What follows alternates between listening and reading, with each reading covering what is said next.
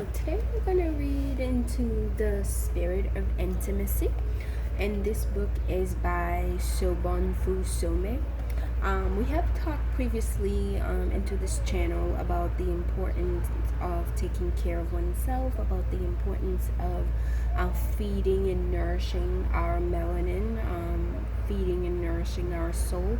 And one of the key aspects to the continuation of that is intimacy. And so we're gonna read some precepts from this book by Sobonfu Some about the spirit of intimacy.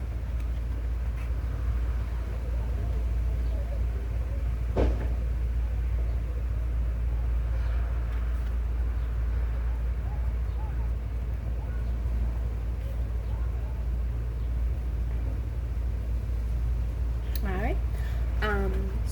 We're gonna take it from born to a purpose, and this is in line with intimacy. When two people are married and have built an intimate relationship, there is a desire that they make themselves available for other souls to come through, that they create a safe and sacred space for spirits who want to bring their gifts and fulfill their purpose. And so people in our village would say that children do not belong completely to the parents who gave them birth. They have used their parents' bodies to come through, but they belong to the community and to the spirit. Each person chooses her or his life purpose before he or she is even born. I, for example, chose to work with the great mysteries, to explore the unknown, to let myself be swallowed by the mysteries so that others might learn. And I made the commitment to travel outside of the village someday so that others might see into the unknown and remember the old rituals. Now, how is one now how is one's purpose learned? When a woman is pregnant, a hearing ritual is performed. In this ritual, elders will ask the unborn child, "Who are you? Why are you coming here? Why do you bother this world? Pardon me. Why do you bother? This world is too messed up. What can we do to ease your journey?" The baby takes over the mother's voice and speak back. "This is who I am. I am coming to help uphold the knowledge of the ancestors." Or, "I am coming to do this and this." And based on that information, the elders will prepare an appropriate ritual space in which to receive the child and make sure that everything is ready here before the child is born. After the birth, the elders make sure they surround the child with things that will help her remember and accomplish the purpose she has described. And when she reaches adolescence and goes through initiation, she has to go back to the time before she was born to remember what she said. This is because growing up is a process of forgetting. This body, as the elders say, takes away certain things from us as we grow. Up until the age of 5 or 6, children remember things perfectly, but after that, something starts to happen in the body that makes them forget. At the hearing ritual, the baby might choose a stone and gives a description of what the stone would look like. The elders will go out and locate the stone by the way it moves or behaves. And that stone basically contains all the information about the person. It is through this stone, sitting back in the medicine room in my village, that the elders can monitor what's happening with me here right now. When we come together with another person, we create a foundation that allows us to fulfill the life purpose with which we were born.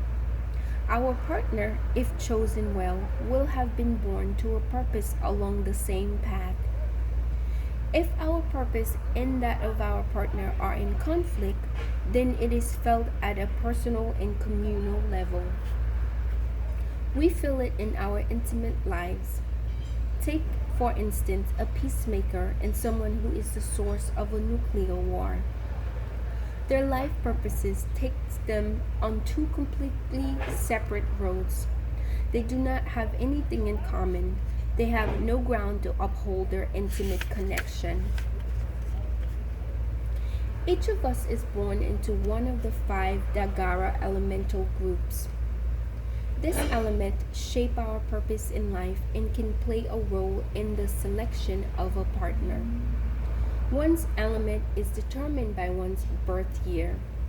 They are, they are nature years, water years, fire years, mineral years, and earth years. People choose before birth to come in a certain year in order to fulfill their life purpose. My element is nature. If your birth year ends in a 0 or 5, that is, you might be born in 1950 or 1965, you are an earth person.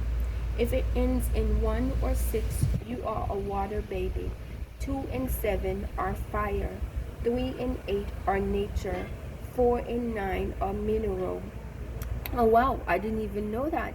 I was born on the 9th, and here I am. I thought I was the element of fire, but it seems that I am, wow, I fall in the element of the mineral. And surprisingly, I've always been so fascinated by minerals, by crystals, by rocks, and things of that nature. So, wow. So, I guess just reading this concept here, that kind of gives me something to look into as we finish this chapter. Very interesting. All right, let's get back to the reading. Even though you start from one given element, you have to contain all five in order to be able to function. And when you are lacking in one element, it can show. These numbers might seem arbitrary to many people in the West, but they were not determined randomly. They have their roots in a deep understanding of the universe. Each number carries an energy which affects us regardless of our background. I always like to go as I oh, pardon me. I always like to go as far back as birth in the manner in which a person was welcomed as a newborn in order to see if that influences the kind of relationship that person ends up having. Birth is the arrival of somebody from another place. The person who is arriving must be welcomed, must be made to feel that she has arrived in a place where there are human beings who will receive her gifts. The absence of a welcoming village around a newborn may inadvertently erase something in the psyche that lost later on in life will be felt like a huge gap. Pardon me, let me read that again. The absence of a welcoming village around a newborn may inadvertently erase something in the psyche. That loss later on in life will be felt like a huge gap. Although this person will feel a strong need to connect with others, he may have difficulty reaching out for support from a community he fears might reject him. What will this person be seeking when he enters into an intimate relationship if not to bridge that gap? But a problem arises when he realizes that his partner alone cannot bridge such a gap. It takes an entire community to do that. And so, although that person enters into a relationship in order to satisfy his needs for a community, it doesn't work.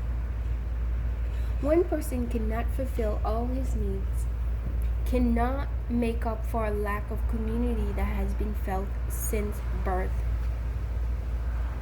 It is normal and even necessary that the arrival of a newborn bring a change in the relationship of the parents. As mothers, we have to build an intimate relationship with the baby while it is still in the womb and continue to nourish this relationship after birth. It is the responsibility of the father to develop a relationship with the child also. Unless both parents are closely tied to the child and along with that, keep the relationship between each other healthy, somebody will feel left out. After the arrival of a child or even before its birth, A ritual should be done involving spirit in the community, welcoming the baby into the family, acknowledging the new spirit that has come, and affirming the parents' commitment to the child and to each other. All right, so this was the chapter of Born to a Purpose in the book of Sobonfu Some, The Spirit of Intimacy. So as you go on with your journey, it is very important to continue to build on the many layers that need nurture and nourishment.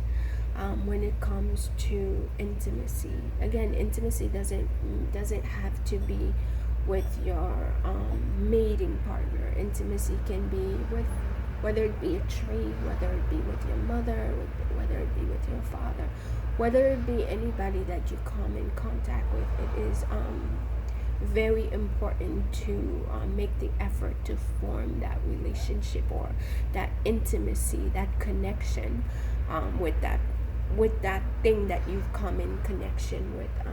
It's always important to remember that, not from a new age perspective, but the ancient ways that we are all connected within our community. All right, bless.